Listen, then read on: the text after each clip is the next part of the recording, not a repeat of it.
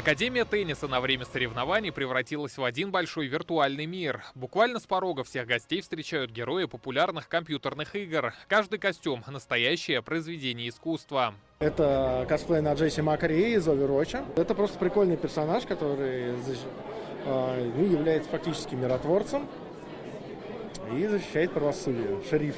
Я в образе Айса из игры Valorant. Мы, соответственно, начинали готовиться к играм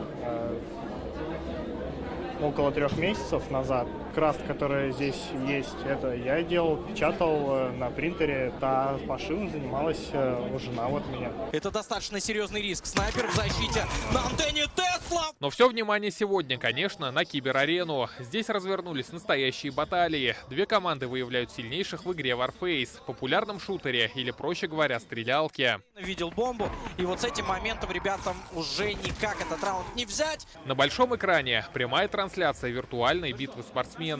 Блестяще ориентироваться в виртуальном мире только полдела. Важно показывать чемпионский характер на реальной площадке в самых разных условиях. Фантазия, давай, развернись, начни стрелять. Отлично. Окунуться в мир экшена не только в компьютерной игре, но и в оффлайне. Следующий этап состязаний. На специальной площадке спортсмены сменяют виртуальные винтовки на игрушечные лазерные. Планировка территории в точности повторяет декорации компьютерной игры. Перестрелял, друг друга застрелили. В обычной жизни Борис Казимирский, а онлайн-мире Тесла. Парень в киберспорте уже 10 лет. Его белая команда сегодня начала с победы. Мы каждый из разных городов игроки поехали в Питер, все собрались, жили вместе с азертагерами, которыми мы познакомились, они нас обучали. Очень было тяжело, ноги болели, много бегали, по 3 часа, по 4, но все дает свои плоды, и мы очень рады.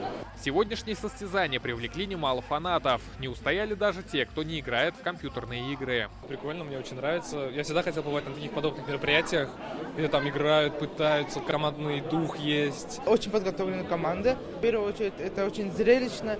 Очень все красиво. Бороться за общий призовой фонд в 25 миллионов рублей команды будут до конца недели. Рамиль Галиуллин, Адель Мендубаев, ТНВ, Казань.